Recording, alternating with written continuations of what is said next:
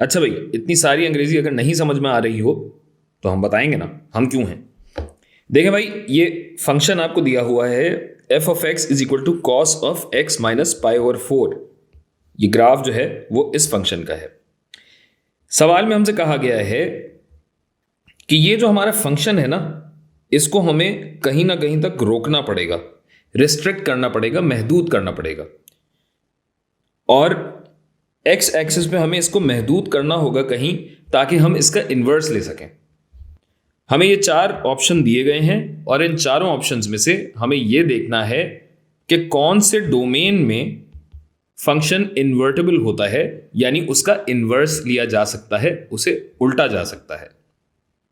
या ये कहिए कि y is equal to X में फंक्शन को मुनकिस किया जा सके, सारे y x बन जाए, सारे x y बन जाए। ये सब बातें समझने के लिए फंक्शन की तारीफ आपको जहन में रखनी पड़ेगी। फंक्शन की तारीफ क्या है, क्या होता है?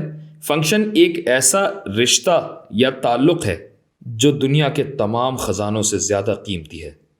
नहीं भाई, खानदानी रिश्ता थोड़ी है।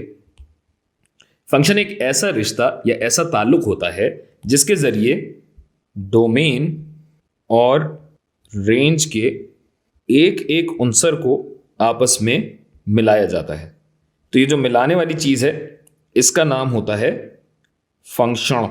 फंक्शन एक ऐसा ताल्लुक है जो डोमेन यानी दायरे असर के एक उनसर को रेंज यानी हद्दे असर के सिर्फ और सिर्फ एक उनसर से मिलाता है। और जो फंक्शन का उलट है यानी इन्वर्स है, वो जाहिर है यही चीज रेंज से डोमेन के दरमियान करता है। और ये देखिए कि अगर डोमेन के एक से ज्यादा पॉइंट रेंज के सिर्फ एक पॉइंट के साथ जुड़े हों, मसलन अगर इसको मैं f कहूं और इसको भी f कहूं, या इसको g कह देता हूं मैं, चलिए इसको भी मैं कह रहा हूं g, इसको भी g कह रहा हूं, तो अब बात यह है कि जब मैं g का उलट यानी इनवर्स अगर मैं लूंगा तो वो इनवर्स यहां बनेगा या इस वाले पॉइंट पे बनेगा। तो g इनवर्स नामुमकिन है, जिसका मतलब यह है कि ये फंक्शन नहीं हो सकता। क्यों? क्योंकि भाई g का जब हमने इनवर्स लिया तो हम कौन सी वाली कदर पे जाएंगे। लिहाजा ये वाला जो ताल्लुक है, ये इक्वेशन हो सकती है, कोई दूसरा ताल्लुक हो सकता है, लेकिन फंक्शन नहीं हो सकता ये। अच्छा, अब ग्राफ पे अक्सर ये होता है कि डोमेन एक्स एक्सिस पे होता है और रेंज वाई एक्सिस पे। इन एक्सिस को अलग अलग नाम भी दिए जा सकते हैं, इसी वजह से मैंने एक्स और वाई की वैसे बात नहीं की थी, लेकिन यहां एक्स और वाई की ही बात हो रही है, अल्लाह का शुक्र। तो देखिए भाई, ये समझने के लिए कि पूरा ग्राफ फंक्शन है या नहीं, एक टेस्ट होता है। क्या टेस्ट होता है? टेस्ट ये होता है कि आप ग्राफ के अर्ज में आप अगर ऐसे खत खींचते जाएं, एक मैं यहां बना लेता हूं, एक मैं यहां बना लेता हूं, यहां यहां यहां चले, सॉरी। तो देखें भाई, ये जो खतूत मैंने खींचे हैं, अगर ये खतूत फंक्शन को सिर्फ एक पॉइंट पे छू रहे हैं, तब ये वाली सूरत हाल बनती है, तब फंक्शन बनता है। मिसाल के तौर पे तो मसलन अगर मैं ये वाला खत देखूं तो ये वाला खत यहां भी छू रहा है, यहां भी है और यहां भी है, यानी एक वाई पे मुख्तलिफ एक्स की वैल्यूज हैं। तो अगर मैं यहां पे इन्वर्स लूंगा तो वह इन्वर्स किस पॉइंट पे लूंगा, यानी इस पूरे ग्राफ का तो इन्वर्स नहीं लिया जा सकता। तो ये बात समझ में आ गई कि हमें जो ये कहा जा रहा है कि हमें रिस्ट्रिक्ट करना है या अपने डोमेन को महदूद करना है, और वो हद देखनी है जिसके बीच में फंक्शन का इन्वर्स लिया जा सकता है। तो आइए वो हिस्से देख लेते हैं जहां पे इन्वर्स का वजूद होगा। तो एक एक करके डोमेन के सारे हिस्से हम देखेंगे, जिसमें जिस हिस्से में भी ये अर्ज वाला खत फकत एक पॉइंट से ही गुजर रहा हो, वो खित्ता जाहिर है हमारा जवाब होगा। तो अब ये देखिए, -5/4 पाए और -1/4 पाए। तो 1/4 पाए तो ये हो गया -1/4 पाए, और -5/4 और 5। तो ये देखिए कि अगर इस पूरे दौरानिये में ये मैं खतूत अगर खींचता चलूं तो मेरे पास बहुत सारी जगहों पे दो दो पॉइंट्स आ रहे हैं, यानी ये तो नहीं हो सकता। अब देख लेते हैं मनफी पाई से पाई तक। मनफी पाई ये रहा, पाई ये रहा। यहां तो भाई हुल्लड़ मचा हुआ है, ये और अगर इस लाइन पे देखूं तो ये और ये, यानी ये नहीं हो सकता।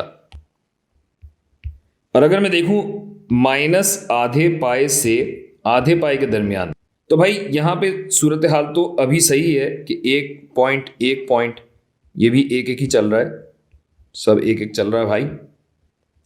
लेकिन ये देखिए कि आधा पाई यहां तक जा रहा है, तो इस खित्ते में हमारे पास एक वाई पे एक्स की दो दो वैल्यूज हैं। ये देखिए, ये खत आपने खींचा, दो वैल्यूज, ये खत आपने खींचा, दो वैल्यूज, ये खत आपने खींचा, दो वैल्यूज, जबकि इस दौरान में नहीं है। तो भाई माइनस आधे पाए और आधे पाए के बीच में, यानी माइनस आधा पाए ये रहा और आधा पाए ये रहा, सही है। अब इस खित्ते में अगर हम इसी तरह हॉरिजॉन्टल खतूत, अर्ज में खतूत खींचते जाएं, तो अभी तो हमें नजर आ रहा है कि ये एक ही पॉइंट चल रहा है। लेकिन देखिए यहां पे आगे क्या हो जाता है, इस खित्ते में अगर मैं हॉरिजॉन्टल लाइन माइनस आधे पाई से प्लस आधे पाई तक अगर मैं जाता हूं, तो यहां पे मेरे पास एक्स की दो वैल्यूज आना शुरू हो गई हैं, यानी ये भी मेरा जवाब नहीं हो सकता। और अब देखिए कि आधे पाई से 5/4 पाई, 5/4 पाई कितना है, 5/4 पाई कहां आएगा, 1/4, 2/4, 3/4, 4/4 और 5/4, यहां से लेके यहां तक आधा पाई ये रहा और 1/4, 2/4, 3, 4 और 5/4, यानी ये आया आपका 5/4। अब इस दौरान में जो ये हॉरिजॉन्टल खतूत यहां गुजर रहे हैं, आप ये देख सकते हैं कि यहां एक्स की एक ही वैल्यू आ रही है, इस वाले से भी एक वैल्यू आ रही है, इस हॉरिजॉन्टल लाइन से भी एक आ रही है, इस वाली से भी एक, यहां से भी एक और यहां से भी एक, और ऐसा इस पूरे डोमेन में हो रहा है। लिहाजा ये वाला हमारा जवाब है। वीडियो खत्म करने से पहले एक सबसे बड़ी निशानी बता दूं जो आप शायद समझ भी गए हों।